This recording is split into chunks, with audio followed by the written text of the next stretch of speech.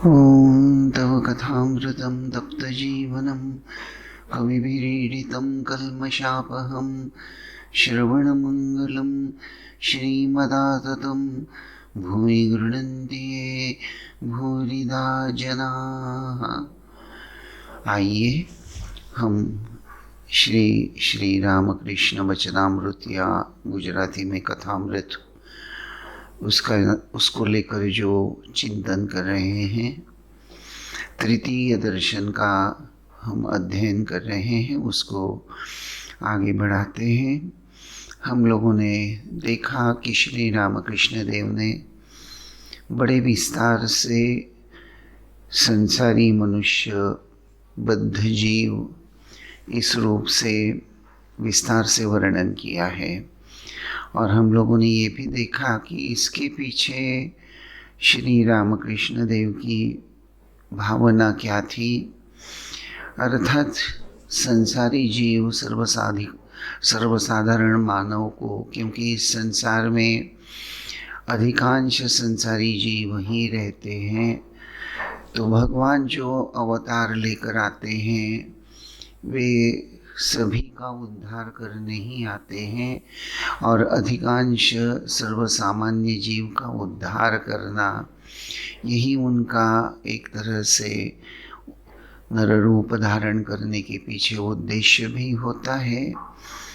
और यह जो उद्देश्य उनको साध्य करना है, वे नर रूप धारण करके आए हैं।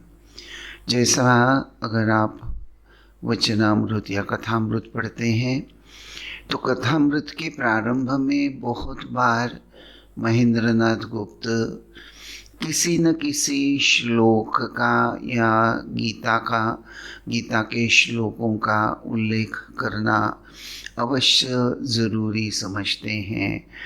और यहाँ भी हम लोगों ने देखा कि इस तृतीय दर्शन का प्रारंभ ही महेंद्रनाथ गुप्त जी ने गीता के एक श्लोक से किया, और आगे वर्णन हम लोगों ने देखा है। तो यहाँ श्री रामकृष्ण देव का जो उद्देश्य बद्ध जीव को यह एहसास उसके अंतःकरण में जगाना कि वह बद्ध हैं, अर्थात बंधन में है, और जो बंधन में है उसको ही अगर इस बात का एहसास न हो, तो जैसा श्री रामकृष्ण देव वर्णन करते हैं कि मछुआरा जाल फेंकता है, मछलियाँ फंस भी जाती हैं, जाल को पकड़कर और मुंह कीचड़ में दबाए वह अपने आप को निर्भर महसूस करती हैं, लेकिन नहीं जानती कि थोड़ी देर में उनको जल से बाहर निकाला जाएगा। और जल से जब बाहर निकाला जाएगा तो मछली तो जल के बिना नहीं रह सकती। यह जल जो है यह मछली के लिए जीवन होता है।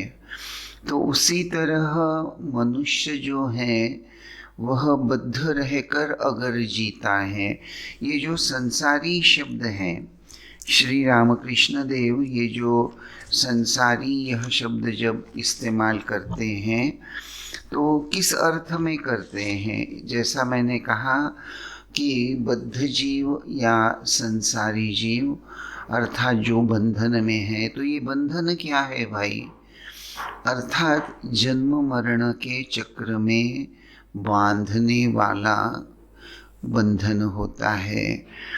लेकिन क्या हमको सचमुच इस बंधन का अनुभव हम कर रहे हैं? अगर हम सचमुच इस बंधन का अनुभव कर रहे हैं और बंधन को बंधन समझकर अनुभव जब करते हैं, तभी तो यह बंधन हमें असह्य महसूस होगा।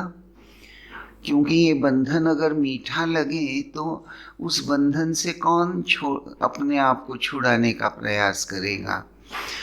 अर्थात सत्य तो यह है कि कोई भी बंधन मनुष्य को कभी भी दीर्घ काल के लिए मीठा नहीं लग सकता। बंधन आखिर बंधन ही होता है। श्री शंकराचार्य जी अपनी सुललित भाषा में कहते हैं कि लोहे की चेन से बांध लो या सोने की चेन से, सोने की जंजीर से, लेकिन जब बंधे जाते हैं तो जंजीर सोने की है, उससे किसी को बहुत देर तक ज़्यादा आनंद नहीं होता। बंधन का एहसास जब आता है तो जीव मुक्त होने के लिए छटपटाहट करने ही लगता है। तो जहाँ बंधन का बोध नहीं, वहाँ उसे काटने की या दूर करने की चेष्टा या प्रयत्न भी होने का प्रश्न ही नहीं आता। लेकिन श्री रामकृष्ण जो साक्षात परब्रह्म है, नर रूप धारण करके आए हैं, वे तो चाहते हैं कि सामान्य से सामान्य जीव भी ईश्वराभिमुख होकर मुक्ति की ओर अग्रसर हो, आगे बढ़े।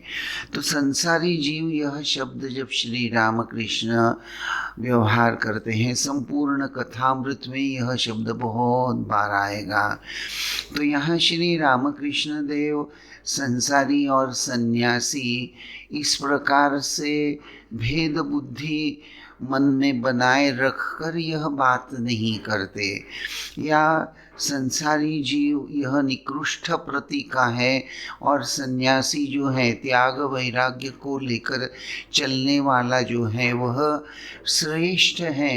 इस प्रकार का भाव व्यक्त करने हेतु भी श्री रामकृष्ण देव यह संसारी जीव या बद्ध जीव यह शब्द इस्तेमाल नहीं करते। ये इस शब्द का प्रयोग उस अर्थ में वे नहीं करते।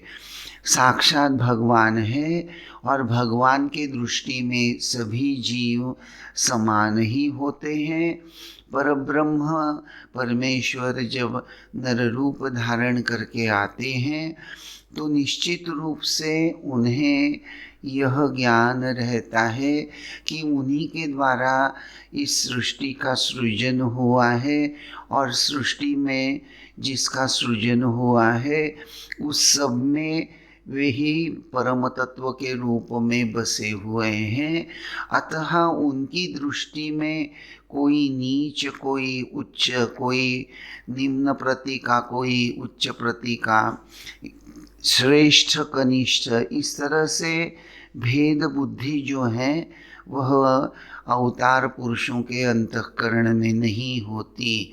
उनके अंतःकरण में सब मानवों के प्रति समभाव होता है और सभी को ईश्वराभिमुख कर उनके जीवन का उद्देश्य उनके सामने प्रकट करना यह होता है, ताकि वे नर रूप धारण करके आते हैं, मानव के समान ही आचरण करते हुए नजर आते हैं।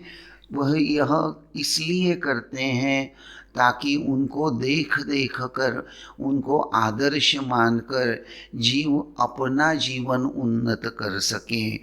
तो संसारी जीव का सर्वसाधारण जब हम उच्चारण करते हैं तो हमारे आँखों के सामने या हमारे मन में क्या विचार तरंग आ जाते हैं। अक्सर संसारी जीव यह शब्द जब हम उच्चारण करते हैं तो जिस व्यक्ति का विवाह हो गया है, शादी हो गई है, जिसको लड़के बच्चे हो गए हैं, वह संसारी जीव, ऐसे ही हम सहज भाव से संसारी जीव का अर्थ लगा लेते हैं। तो क्या श्री रामकृष्ण संसारी जीव या बद्ध जीव यह शब्द प्रयोग करते हैं तो क्या वे सिर्फ विवाहित पुरुषों को लेकर यह बात कह रहे हैं? तो ऐसा भी नहीं है। एक्चुअली सत्य तो यह है कि संसरति इति संसारी, यह जो संसारी जीव शब्द जो है इसका जो अर्थ है यह अर्थ है संसरति इति संसारी, अर्थात जो जन्म मृत्यु के चक्र में फंसा हुआ चल रहा है वह संसारी है। जन्म होता है, उसके बाद में मृत्यु हो जाती है। मृत्यु हो जाने के बाद में हमारे सनातन धर्म में हम मानते हैं कि मनुष्य को अपने प्रारब्ध कर्म का भोगने के लिए फिर से देह धारण करना पड़ता है। अतृप्त वासनाओं को तृप्त करने हेतु वह जीव फिर से देह धारण करता है। देह धारण करते ही फिर से वह अपने पूर्व संस्कार और वासनाओं के फलस्वरूप सुख प्राप्ति हेतु कर्म करने लगता है। फिर से नए प्रारब्ध बनते जाते हैं और इस कदर मनुष्य संचित कर्म प्रारब्ध कर्म इनके आधार से जन्म मरण के चक्र में घूमता रहता है। तो जो लोग इस चक्र से छूटने के लिए किसी भी प्रकार प्रयत्न नहीं करते, हालांकि संसारी जीव हो या सन्यासी हो, सभी को परिवर्तनशीलता का अनुभव होता ही है, लेकिन कोई कोई उससे सीख प्राप्त कर मुक्ति की खोज में अपने जीवन को परिचालित करने लगते हैं। तो संसरति इति संसारी, अर्थात जो जन्म मृत्यु के चक्र में फंसा हुआ चल रहा है वही संसारी है। जो लोग इस चक्र से छूटने के लिए किसी भी प्रकार प्रयत्न नहीं करते उसे संसारी जीव कहते हैं। और श्री रामकृष्ण यही बात मन में रखते हुए यह संसारी शब्द व्यवहार करते हैं। लेकिन भगवान या ईश्वर जो हैं वे कभी पक्षपात नहीं करते, उनके अंतःकरण में भेद बुद्धि नहीं होती। उनके उपदेश जैसे संसारी जीव के लिए होते हैं उसी तरह वे त्याग वैराग्यवान जो लोग होते हैं उनको भी उपदेश अर्थात आध्यात्मिक मार्गदर्शन करते हैं। इसलिए हम देखते हैं कि श्री रामकृष्ण देव के सन्यासी अंतरंग शिष्य भी थे और उसी प्रकार उनके कई अधिक संख्या में गृहस्थ भक्त भी थे। ये जो गृहस्थ भक्त या गृही भक्त श्री रामकृष्ण देव के थे, वे जब श्री रामकृष्ण देव के संपर्क में नहीं आए थे तो पूरे संसार भावों में डूबे हुए थे। और जब उनका श्री रामकृष्ण देव के साथ इंटरैक्शन हुआ, जब उन्होंने श्री रामकृष्ण देव के दर्शन किए, उनके साथ वार्तालाप हुआ, उन्होंने उनके उपदेश और वाणी को जब सुना, तब ये सब जो गृही भक्त थे उनके अंतःकरण में आध्यात्मिक स्पृहा जाग उठी। और यह जो आध्यात्मिक स्पृहा उनके अंतःकरण में जाग उठी, यह आध्यात्मिक स्पृहा ही धीरे धीरे उनको उनके चरम लक्ष्य की ओर जाने की प्रेरणा देने का कारण भी बन जाती है। और इस प्रकार एक तरफ श्री रामकृष्ण देव स्वयं उनको प्रेरणा के स्रोत में, प्रेरणा के रूप में सदैव उत्साह दे रहे हैं साधन भजन करने के लिए।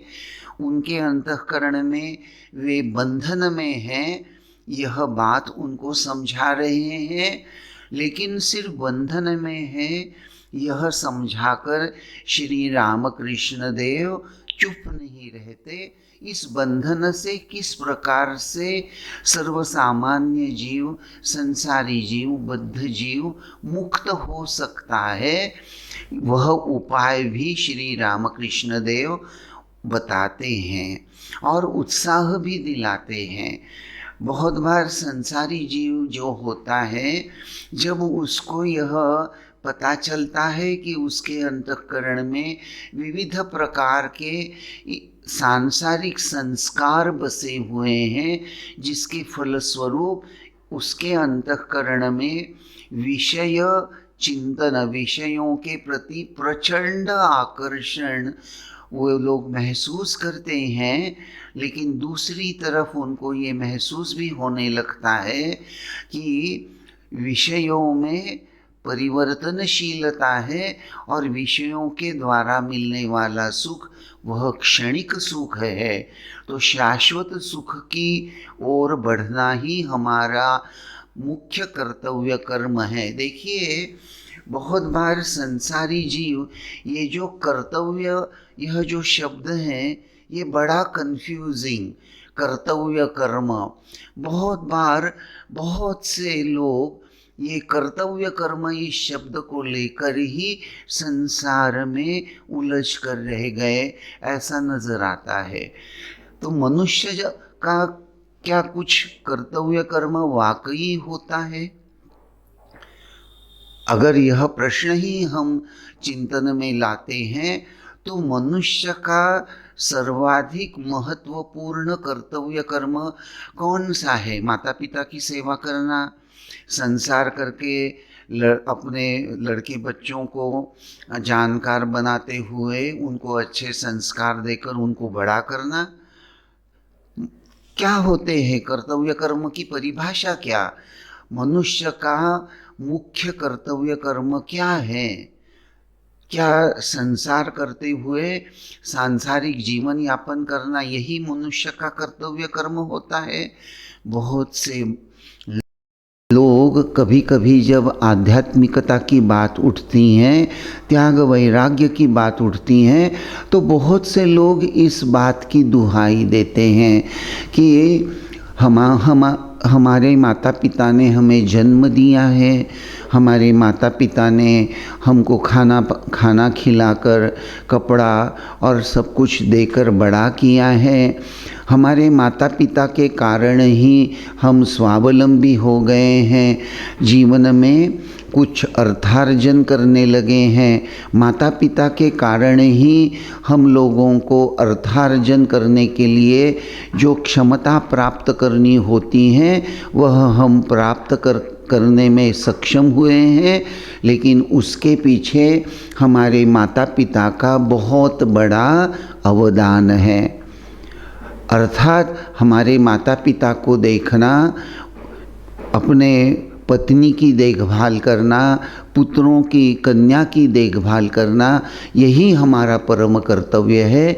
ऐसी सोच लेकर बहुत से लोग यह बात बोलते हैं कि हमारे शास्त्र ग्रंथों में भी तो यही वर्णन किया है, मातृदेवो भव, पितृदेवो भव, अतिथि देवो भव, आचार्य देवो भव। इस तरह से हमारे शास्त्र ग्रंथों में गृहस्थाश्रम की बड़ी महिमा गाई है।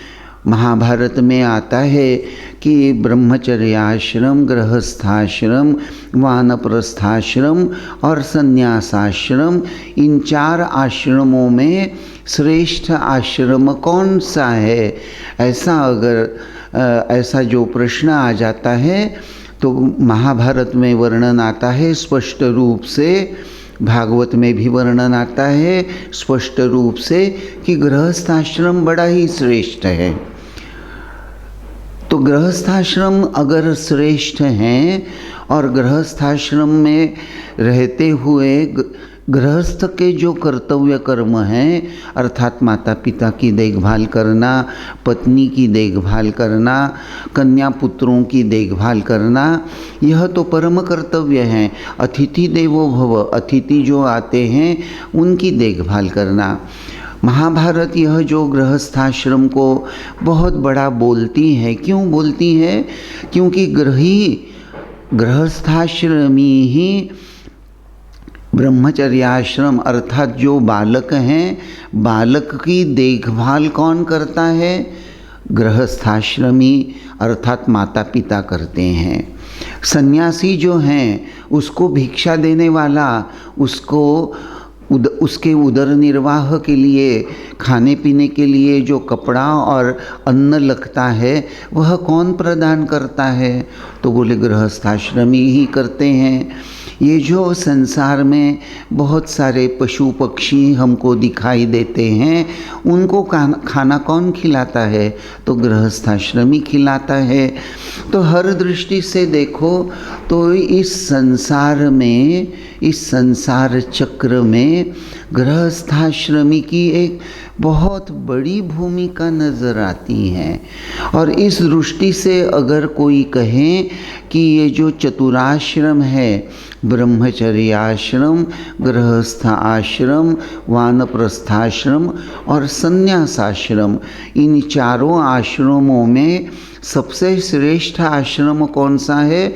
तो कहते हैं गृहस्थाश्रम बड़ा श्रेष्ठ है, क्योंकि वह सभी आश्रमों की अर्थात मानव के सभी अवस्थाओं में उसकी देखभाल करने का कार्य, उसकी जिम्मेदारी जैसे गृही निभाता है, गृहस्थ निभाता है, गृहस्थाश्रमी निभाता है, तो इसीलिए वह बड़ा श्रेष्ठ कहा जाता है।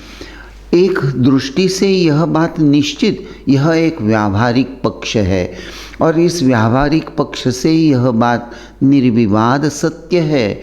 लेकिन फिर भी यहाँ कहानी, मनुष्य जन्म की कहानी यहाँ ख़त्म नहीं होती। मुख्य प्रश्न जो है कि हर मनुष्य का मुख्य कर्तव्य कर्म क्या है, मूलभूत कर्तव्य कर्म क्या है? तो मनुष्य जन्म का मूलभूत कर्तव्य कर्म भगवत प्राप्ति करने में ही है। चाहे वह गृहस्थाश्रमी हो, चाहे वानप्रस्थाश्रमी हो, चाहे संन्यासाश्रमी हो, किसी भी अवस्था में मनुष्य क्यों न हो, हमारे बच्चों को भी वाकई बचपन से ही आध्यात्मिक संस्कार देकर मनुष्य जन्म का लक्ष्य भगवत प्राप्ति है, यह समझाना ही होता है। देखिए, सनातन धर्म में माँ सरस्वती का बड़ा वर्णन प्राप्त होता है। तो सनातन धर्म में ये जो माँ सरस्वती को एक अनन्य साधारण महत्व प्राप्त है। माँ सरस्वती को हम विद्या की देवी कहते हैं। तो कभी हमने चिंतन किया है कि माँ सरस्वती को विद्या की देवी क्यों कहते हैं? माँ सरस्वती का फोटो या मूर्ति आप में से सभी लोगों ने निश्चित रूप से देखी होगी। माँ सरस्वती के बाएं हाथ में किताब है, पुस्तक हैं, और माँ सरस्वती के सीधे हाथ में जपमाला है, और माँ सरस्वती के दो हाथ वीणा पर हैं। इस तरह से माँ के ये जो चार हाथ हैं, चतुर्भुजा सरस्वती माँ। तो माँ के बाएं हाथ में किताब है, पुस्तक हैं, अर्थात पुस्तक क्या निर्देश दे रही है? तो यह पुस्तक जो है वह जैसे जगत को सूचित कर रहा है कि हर मनुष्य को, हर कन्या पुत्र को विद्या का अर्जन करना चाहिए, विद्यार्जन करना चाहिए। इसीलिए सनातन धर्म में, हमारे सनातन धर्म में शब्द है विद्यार्थी एवं विद्यार्थिनी। तो विद्यार्थी हो या विद्यार्थिनी हो, यह विद्या प्राप्त करते हैं। तो यह विद्या, इस विद्या का स्वरूप क्या है? तो यह अर्थकारी विद्या है। तो सरस्वती जी के बाएं हाथ में जो पुस्तक हैं वह हमको यह समझाने के लिए हैं, जैसे माँ सरस्वती हमसे कह रही हैं कि देखो, तुम्हें विद्यार्जन करना है। यह विद्या का स्वरूप क्या है? इस विद्या के आधार से तुम स्वावलंबी बन जाओगे, अर्थ प्राप्ति, संपत्ति की प्राप्ति, प्रॉस्पेरिटी की प्राप्ति कर सकोगे, समृद्धि की प्राप्ति कर सकोगे, संपत्ति की प्राप्ति कर सकोगे। तो जीवन में हमें निश्चित रूप से संपत्ति प्राप्त करनी है। लेकिन सिर्फ संपत्ति प्राप्त करके क्या मनुष्य सुखी हो जाता है? क्या पैसे से हम सभी कुछ खरीद सकते हैं? तो संपत्ति प्राप्त करना मनुष्य जन्म का अंतिम ध्येय नहीं हो सकता, क्योंकि संपत्ति प्राप्त करने के पश्चात भी मनुष्य अतृप्त रहता है, अशांति भुगतता भी है और उसको एक न एक दिन मृत्यु का भी सामना करना ही पड़ता है। वह अमर नहीं हो सकता, कितना भी पैसा उसके पास क्यों न हो। तो संपत्ति की मनुष्य के जीवन में कुछ महत्ता जरूर है, लेकिन वह मर्यादित है। इसी तरह से माँ सरस्वती जीव को यह भी समझाती हैं। उसकी सीधी हाथ में राइट हैंड में जपमाला है, तो माला पर हम भगवान का नाम जपते हैं। तो जैसे सरस्वती माँ हमें समझाती है कि जीवन में जैसे तुमको अर्थकारी विद्या प्राप्त करनी है, उसी तरह तुमको अध्यात्म विद्या का भी अधिकारी बनना है। द्वे विद्ये, ये दो प्रकार की विद्या हर मनुष्य को प्राप्त करनी चाहिए, spiritual knowledge and academic knowledge.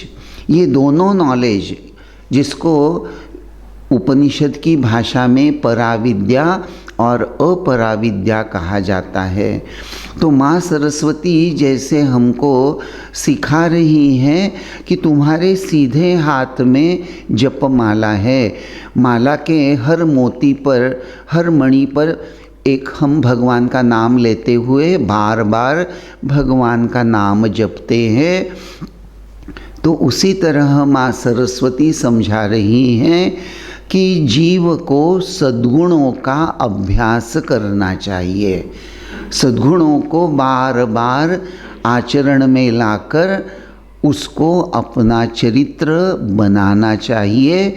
और भगवत प्राप्ति यह हमारा अत्युच्च ध्येय है। इस ध्येय की ओर आगे बढ़ने के लिए हमको आध्यात्मिक विद्या भी ग्रहण करनी चाहिए। तो इसीलिए सरस्वती जैसे हमको समझा रही हैं कि हमको एक तरफ जैसे एकेडमिक एजुकेशन प्राप्त करना है, तो दूसरी तरफ हमको स्पिरिचुअल एजुकेशन भी आत्मसात करना चाहिए। उसका परिणाम क्या होगा? उसका परिणाम ही हम संपूर्ण रूप से सत्य रूप से मनुष्य कहलाएंगे। और सरस्वती जी देखो, राइट हैंड सीधे हाथ में जपमाला है। सीधे हाथ में जपमाला क्यों, बाईं हाथ में जपमाला क्यों नहीं है?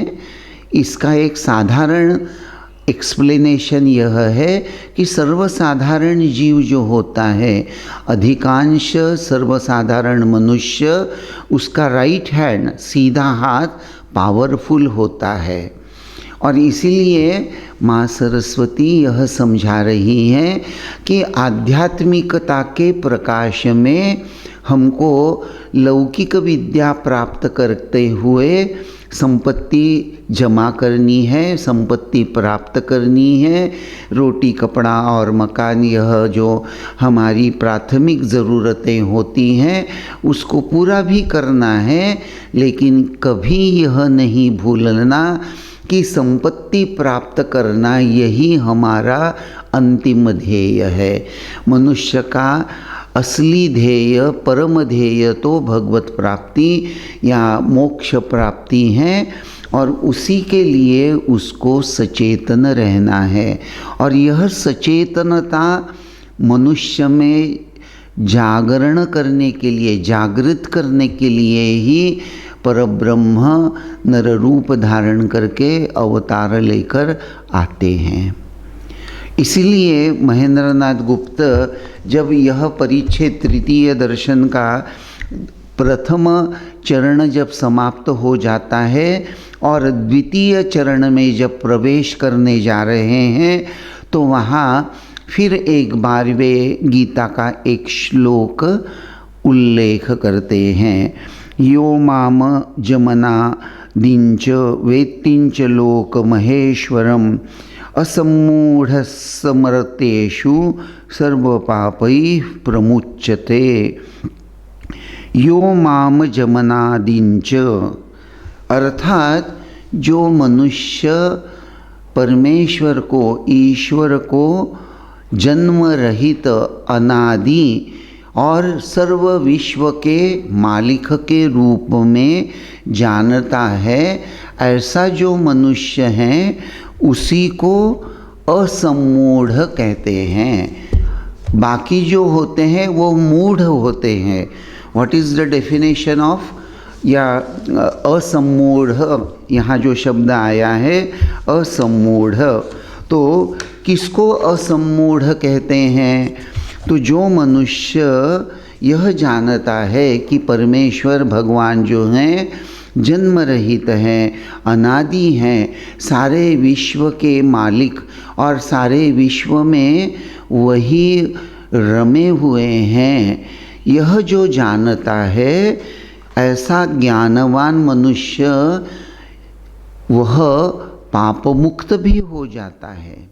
और पाप मुक्त हो जाने के फलस्वरूप ही वह असम्मूढ़, अर्थात वह मूढ़ नहीं है। वास्तव में जैसे एक उदाहरण अगर आपको देना है तो सूर्य भगवान का जब उदय होता है और सूर्य भगवान उदय होने के पश्चात हमारे सामने आ जाते हैं तो हम क्या कहते हैं? प्रभु भगवान सूर्य का हम दर्शन कर रहे हैं, सूर्योदय हो गया है। और जब सूर्यास्त हो जाता है तो क्या होता है? सूर्य भगवान हमारी नेत्रों से ओझल हो जाते हैं, छिप जाते हैं। तो क्या वास्तविक भगवान सूर्य प्रकट होते हैं और ओझल हो जाते हैं, छुप जाते हैं? वास्तव में तो सूर्य भगवान अंतरिक्ष में हमेशा से ही होते ही हैं। अर्थात मैं हमेशा हूँ, अर्थात परमेश्वर।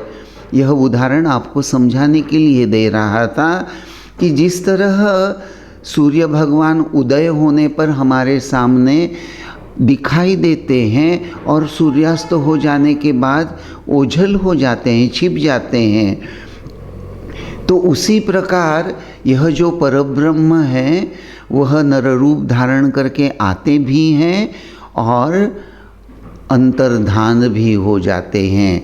प्रभु रामचंद्र आ गए और अंतर्धान भी हो गए, भगवान श्री कृष्ण आ गए, वे अंतर्धान हो गए। तो अंतर्धान हो गए, छिप गए, आँखों को दिखाई नहीं देते, इसलिए ईश्वर का अस्तित्व नहीं है, ऐसा जो सोचता है, अर्थात भगवान श्री कृष्ण कहो या भगवान रामचंद्र कहो, तो भाई भगवान रामचंद्र मर गए, भगवान श्री कृष्ण मर गए, इसीलिए वे तो साधारण मनुष्य ही हैं, ऐसा जो मानता है उसको कहते हैं मूढ़ मनुष्य।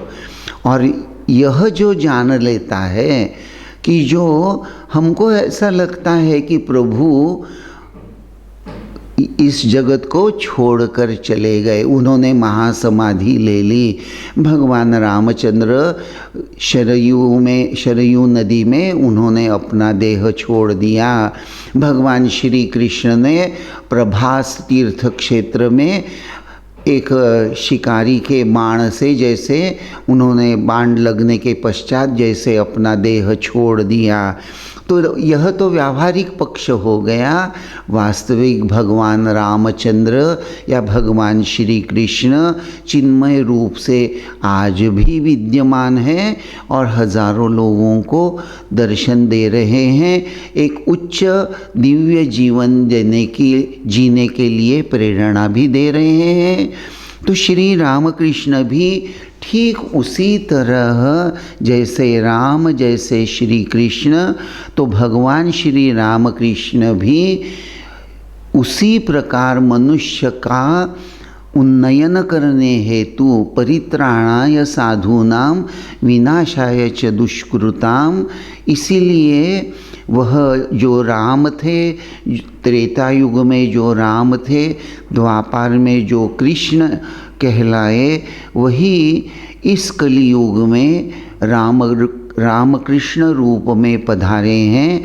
यह भाव जताने के लिए महेंद्रनाथ गुप्त जी ने इस तृतीय दर्शन के द्वितीय परिच्छेद के प्रारंभ में गीता का यह श्लोक पहले प्रस्तुत कर दिया है। और उसके बाद में एक भक्त श्री रामकृष्ण देव को एक प्रश्न पूछ रहा है, महाराज इस प्रकार के संसारी जीवों के लिए क्या कोई उपाय नहीं है? देखिए, जैसा मैंने अभी आपको कहा कि श्री रामकृष्ण देव जो राम जो कृष्ण, वही इस देह में श्री रामकृष्ण, इन्होंने भक्तों को बद्ध जीव का वर्णन बताकर क्या किया, उसके अंतःकरण में मैं बंधन में हूँ यह बात जागृत कर दी। और जैसे ही बंधन का एहसास भक्त के अंतःकरण में जागृत हो गया, उसे चिंता सताने लगी कि मैं संसारी जीव हूँ, मैं संसार में फंसा हुआ हूँ, तो क्या मेरे लिए मोक्ष प्राप्ति करने के लिए, भगवत प्राप्ति करने के लिए क्या कोई उपाय नहीं है? तो श्री रामकृष्ण देव इस भक्त का मार्गदर्शन किस प्रकार करते हैं, उसका चिंतन हम अगले प्रवचन में करेंगे। आज बस यहीं तक। ओम शांति शांति शांति। हरि ओम तत्सत। श्री राम कृष्णार्पणमस्तु।